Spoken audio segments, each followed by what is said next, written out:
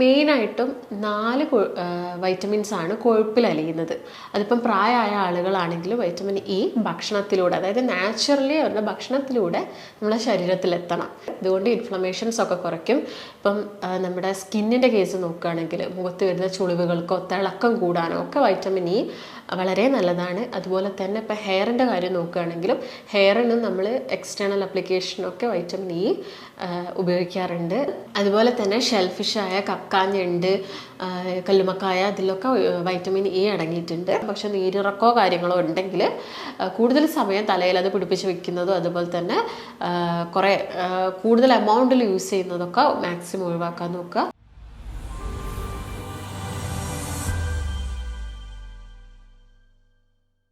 നമസ്കാരം, ഞാൻ ഡോക്ടർ ഭാഗ്യ, Q&B health കെയറിലെ Ayurveda ഫിസിഷ്യനാണ്. അപ്പോൾ ഞാനിന്ന് നിങ്ങളൊരു ഡിസ്കസ് ചെയ്യാൻ വിചാരിച്ചിരിക്കുന്ന ടോപ്പിക്ക് വൈറ്റമിൻ ഇയെ കുറിച്ചാണ്. ഇന്ന് ഈ ഒരു യങ് ജനറേഷൻ അല്ലെങ്കിൽ ഒരു യൂത്തിൻ്റെ ഇടയിലൊക്കെ ഒരുപാട് ഫെമിലിയർ ആയ ഒരു കാര്യമാണ് എന്ത്, വൈറ്റമിൻ ഇ എന്ന് പറയുന്നത്.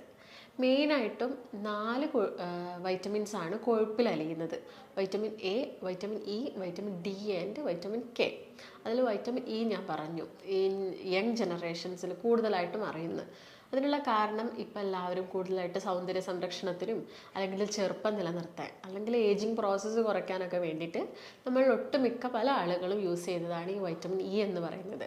അപ്പോൾ വൈറ്റമിൻ ഇ എന്ന് പറയുന്നത്, അപ്പോൾ നിങ്ങൾക്കൊരു ഡൗട്ട് ഉണ്ടായിരിക്കും, ചെറുപ്പക്കാർ മാത്രമേ യൂസ് ചെയ്താൽ മതിയോ? അങ്ങനെയല്ല. അതിപ്പം പ്രായമായ ആളുകളാണെങ്കിൽ വൈറ്റമിൻ ഇ ഭക്ഷണത്തിലൂടെ, അതായത് നാച്ചുറലി അവരുടെ ഭക്ഷണത്തിലൂടെ നമ്മുടെ ശരീരത്തിലെത്തണം. എങ്കിൽ അതിന് ഒരുപാട് ഗുണങ്ങളുണ്ട് ശരീരത്തിൽ. അതിപ്പോൾ ആയിക്കോട്ടെ എന്തെങ്കിലും, അതായത് ഒരു ഇൻഫ്ലമേഷൻസ് കുറയ്ക്കാൻ സഹായിക്കുന്നു, അല്ലെങ്കിൽ ക്യാൻസർ പോലെയുള്ള അസുഖങ്ങൾക്കൊക്കെ ഒരു പ്രതിവിധിയായിട്ട് നമുക്ക് വൈറ്റമിൻ ഇ നമ്മൾ ഭക്ഷണത്തിലൂടെ ഇൻക്ലൂഡ് ചെയ്യുകയാണെങ്കിൽ ഇതൊക്കെ തടയാനും അതുപോലെ തന്നെ ശരീരത്തിലുണ്ടാകുന്ന മറ്റ് നീർക്കെട്ടുകളൊക്കെ കുറയ്ക്കാനൊക്കെ സഹായിക്കും. ഞാൻ നേരത്തെ പറഞ്ഞ നല്ലൊരു ആൻറ്റി ഓക്സിഡൻ്റ് ആണ് എന്ത്, വൈറ്റമിൻ ഇ എന്ന് പറയുന്നത്. അതുകൊണ്ട് ഇൻഫ്ലമേഷൻസ് ഒക്കെ കുറയ്ക്കും. ഇപ്പം നമ്മുടെ സ്കിന്നിൻ്റെ കേസ് നോക്കുകയാണെങ്കിൽ മുഖത്ത് വരുന്ന ചുളിവുകൾക്കോ തിളക്കം കൂടാനോ ഒക്കെ വൈറ്റമിൻ ഇ വളരെ നല്ലതാണ്. അതുപോലെ തന്നെ ഇപ്പോൾ ഹെയറിൻ്റെ കാര്യം നോക്കുകയാണെങ്കിലും ഹെയറിന് നമ്മൾ എക്സ്റ്റേണൽ അപ്ലിക്കേഷനൊക്കെ വൈറ്റമിൻ ഇ ഉപയോഗിക്കാറുണ്ട്. നിങ്ങൾ ഭക്ഷണത്തിലൂടെ ഇൻക്ലൂഡ് ചെയ്യുകയാണെങ്കിലും അതിനും അതിൻ്റേതായ ഇമ്പോർട്ടൻസും കാര്യങ്ങളൊക്കെ ഉണ്ട്. അപ്പം വൈറ്റമിൻ ഇ എന്ന് പറയുന്നത് മെയിനായിട്ടും ആൽഫ ടോക്കോഫെറോൾ, ഇതാണ് കൂടുതലായിട്ടും കോമൺ ആയിട്ട് കാണുന്നത്. നോർമലി നമ്മൾ വൈറ്റമിൻ ഇനെ ടോക്കോഫെറോൾ എന്നാണ് പറയുന്നത്.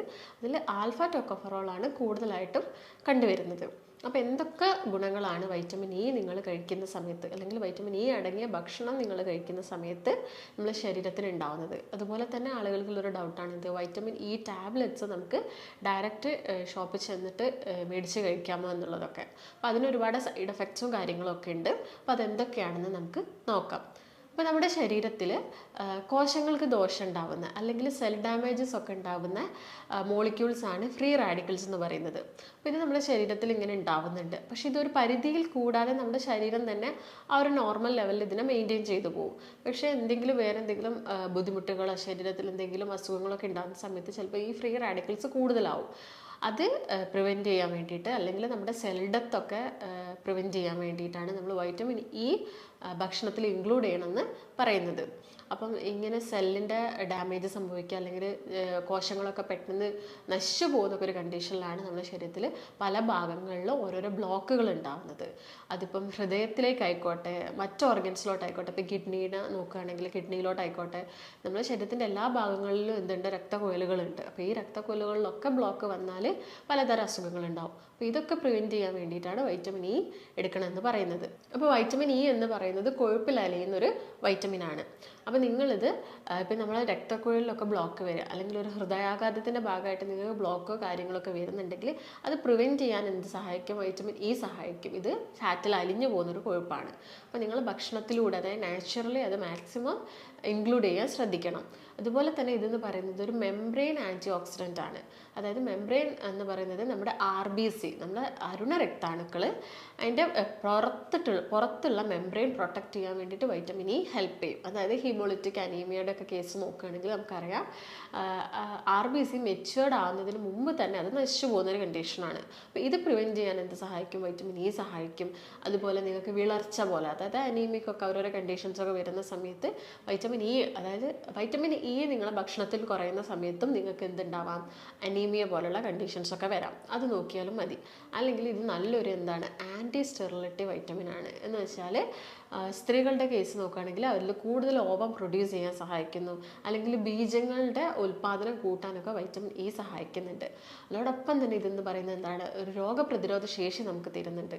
അതുകൊണ്ട് തന്നെ ഒരുപാട് ഇപ്പം ഓട്ടോ ഇമ്മ്യൂൺ അസുഖങ്ങളുടെ കേസൊക്കെ നോക്കുകയാണെങ്കിൽ, ഇപ്പം ആർത്രൈറ്റിസിൻ്റെ കേസ് നോക്കുകയാണെങ്കിൽ, അല്ലെങ്കിൽ SLE പോലുള്ള ഒരുപാട് അസുഖങ്ങളിൽ നമ്മുടെ ഇമ്മ്യൂൺ സിസ്റ്റം നമുക്കെതിരെ പ്രവർത്തിക്കുന്നതുകൊണ്ടാണ് ഇതൊക്കെ ഉണ്ടാകുന്നത്.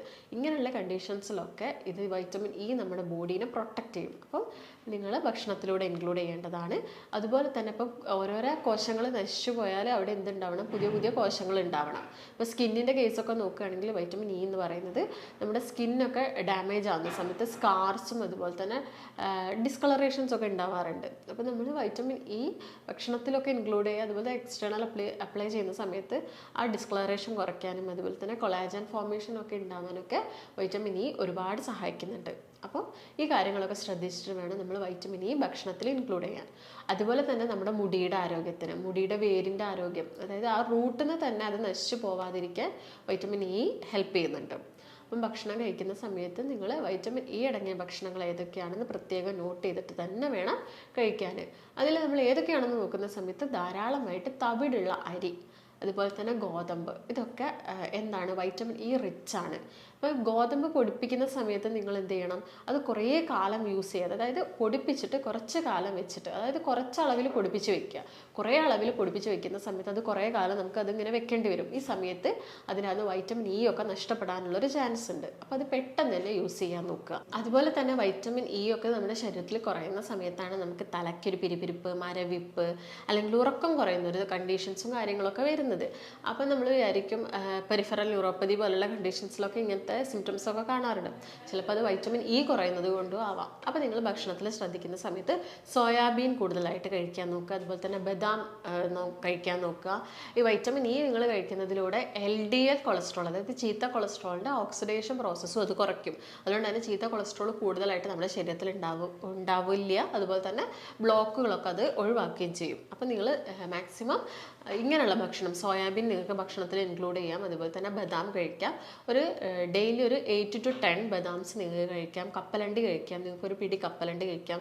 ഓയിൽസ് ഒക്കെ യൂസ് ചെയ്യുന്ന സമയത്താണെങ്കിൽ പീനട്ടിൻ്റെ ഓയിൽ, അല്ലെങ്കിൽ ആൽമണ്ടിൻ്റെ ഓയിൽ, നമ്മൾ ബദാം ആ ഓയിൽ യൂസ് ചെയ്യാം.